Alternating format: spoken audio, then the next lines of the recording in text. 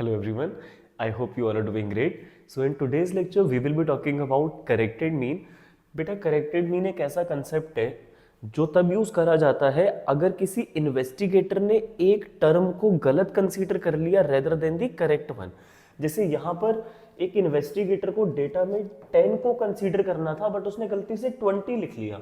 जब डेटा वो सॉल्व कर रहा था, मीन को कैलकुलेट कर रहा था, नंबर ऑफ आइटम्स डेटा में 5 है और जो ये रॉन्ग 20 उसने बेटा कंसीडर कर लिया ना, इसकी वजह से जो एवरेज निकल कर आया है वो 8 एस्टिमेट होकर आया है, तो वो गलत है।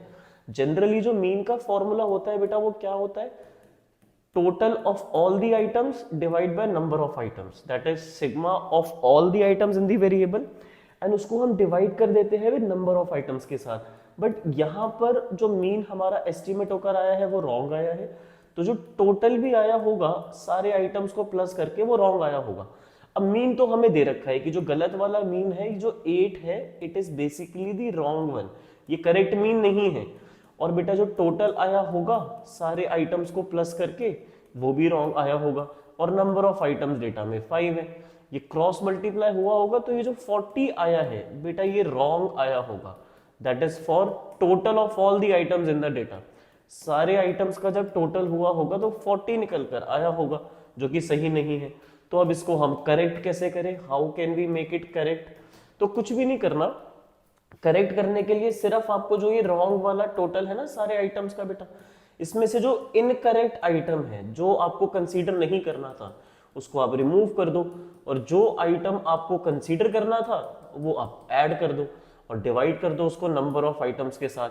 अब कभी कभी क्या होता है कि एक की जगह दो गलतियां हो जाती हैं, जैसे दो आइटम्स थे, दोनों हमने गलत ले लिए, बाकी सब ठीक है, तो जो जो गलत आइटम है बेटा वो माइनस होते हैं और जो जो करेक्ट आइटम है वो ऐड होते हैं। किसमें? रॉन्ग जो टोटल होता है आइटम्स का उसके अंदर। अब आपने जो टोटल निकाला है सारे आइटम्स का वो 40 आना चाहिए था, पर इस 40 में 20 हमें नहीं चाहिए, हमें 10 चाहिए, and number of items are 5। तो अब जो टोटल हो रहा है सारे आइटम्स का वो 40 नहीं हो रहा, वो 30 हो रहा है बेटा। तो 30 को जब आप 5 के साथ डिवाइड करोगे तो आपका जो मीन निकल कर आएगा it will be 6 units. Now this is your correct mean.